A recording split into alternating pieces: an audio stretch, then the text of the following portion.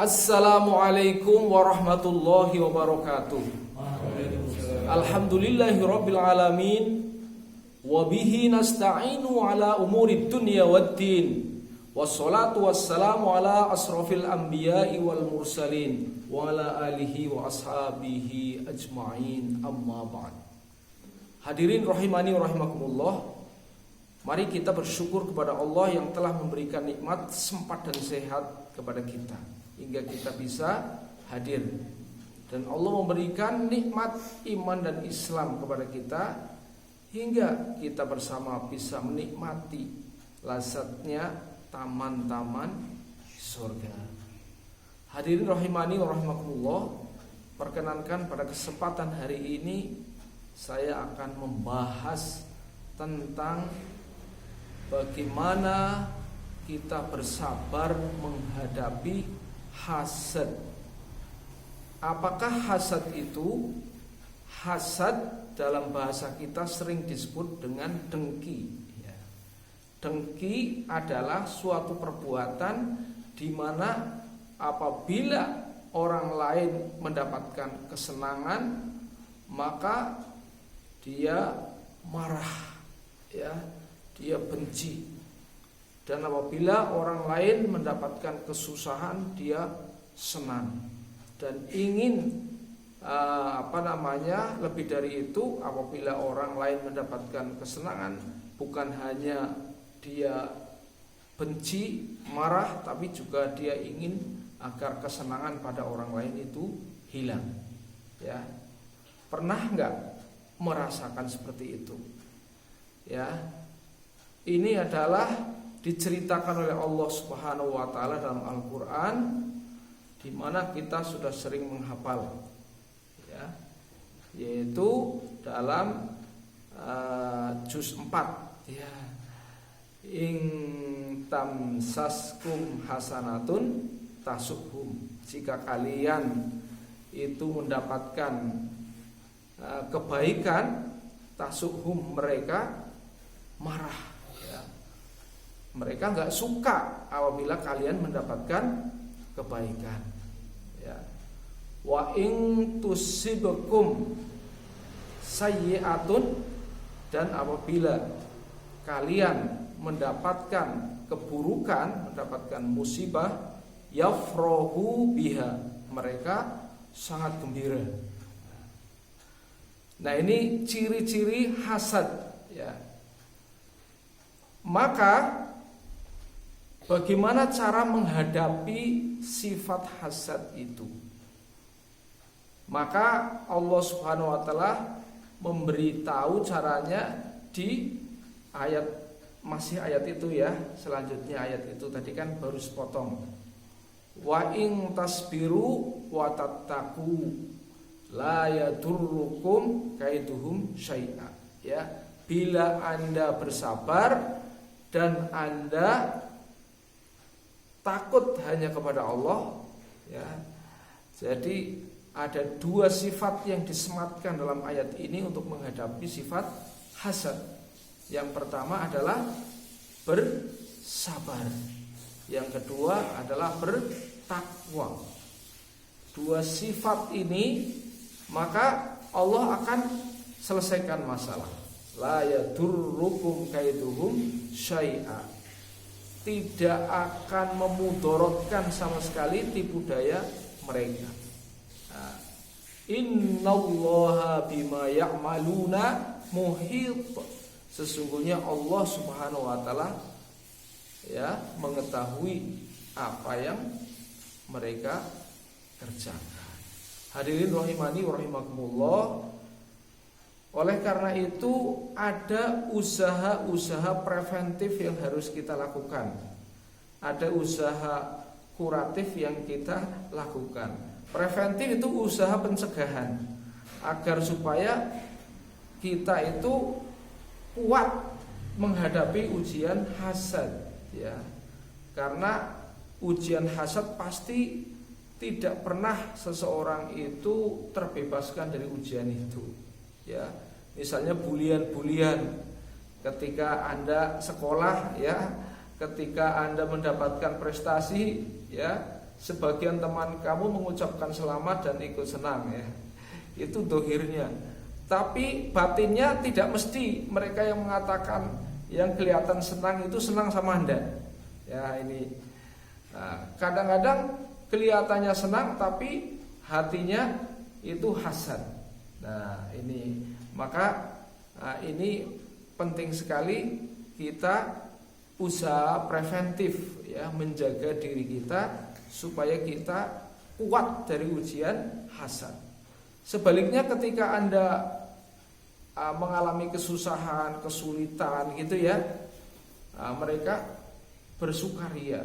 Ya, mungkin bisa jadi wajahnya pura-pura ikut bela sungkawa, tapi hatinya bilang kawus. Ya. Nah ini penting sekali kita usaha preventif ya. Caranya bagaimana?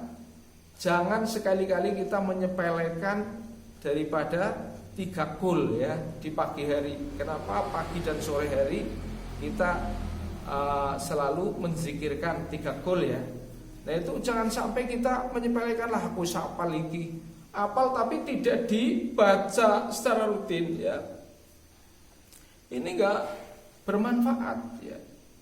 Maka kita baca. Salah satunya adalah qul a'udzu birabbil falaq min syarri ma khalaq wa min syarri ghasikin idza waqab wa min syarri naffatsati fil 'uqad wa min syarri hasidin idza hasad. Jadi kita berlindung kepada Allah dari kejahatan daripada orang yang dengki, yang hasad. Hasad atau kejahatan dengki itu selalu ada di mana-mana. Tapi kalau kita tidak pernah berlindung kepada Allah dari kejahatan hasad, kita akan mudah untuk melakukan sesuatu yang dibenci Allah. Misalnya marah, ya, dendam. Nah ini kalau sepanjang kita masih ada dendam, ya, maka sesungguhnya kita tidak bisa mewujudkan sabar. Katanya wa in tasbiru. Nah, ini untuk pelajaran kita semua ya, bahwa kata-kata sabar mudah diucapkan, tapi sulit diamalkan. Ya, bagaimana orang akan mengatakan sabar ketika dia mengatakan sabar itu ada batasnya? Ya. Tidak ada sabar bagi orang yang mengatakan sabar itu ada batasnya, dan tidak ada ikhlas ketika orang itu masih merasa sakit hati. Ya. Jadi dalam hal ini kita sangat penting ya. Ini kaitannya dengan hati kita dan tingkat kemusliman kita di sisi Allah. Ya. Memang sabar itu ajruhu bi ghairi hisab. Ya, sabar itu pahalanya tak bisa dihitung ya. Dalam bahasa matematika namanya ketakhinggaan ya. Jadi pahala yang diberikan oleh orang yang sabar itu tak hingga, begitu banyaknya. Tapi sedikit sekali ya yang bisa mewujudkan sifat sabar. Kita itu selalu minta kepada Allah juga ya. Preventifnya itu pertama tadi jangan lupa 3 goal itu ya. Yang kedua, jangan sekali-kali kita melupakan ya kepada Allah ya permintaan yang besar, salah satu itu supaya tidak diuji oleh Allah ujian-ujian yang jadinya kita tidak sabar. Wala tuhammilna ma la taqata lana bih. Ya. Itu ya. Di suratul Baqarah ya. Wala tahmil alaina isron kama hamaltahu alal ladina min qablina. Itu kenapa kita harus baca?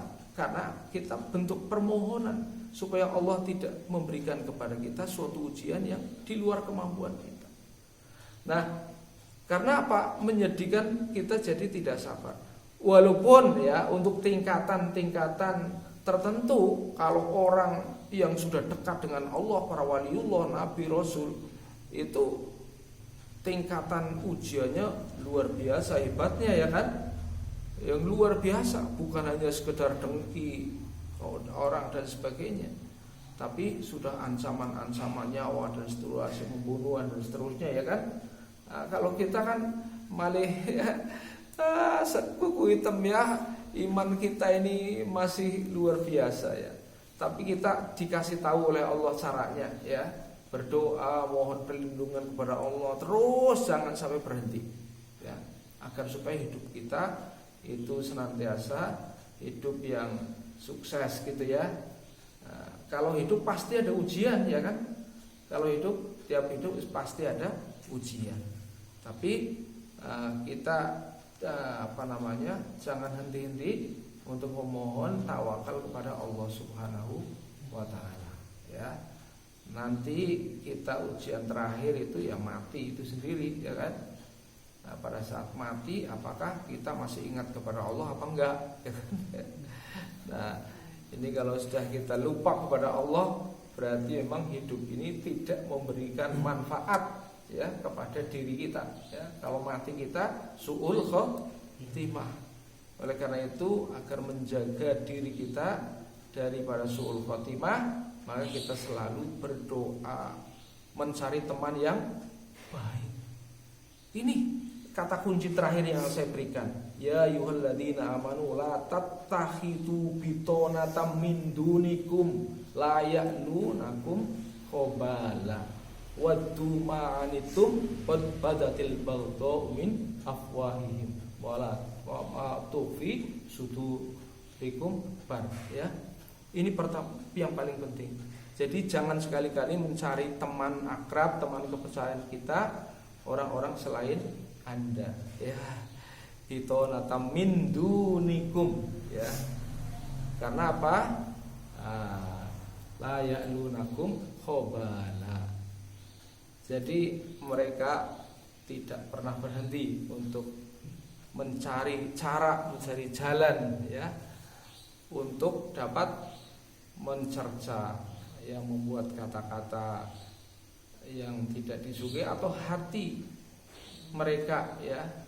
La ya'lunakum khabala waddu ma'anitum qad badatil baghdha'u min afwahihim. Afwahim itu ujian dari mulut ya. Mungkin kata-kata yang jelekit, bulian ya. Ini terutama kalau kita berada dalam komunitas, orang sering membuli, sering mencaci.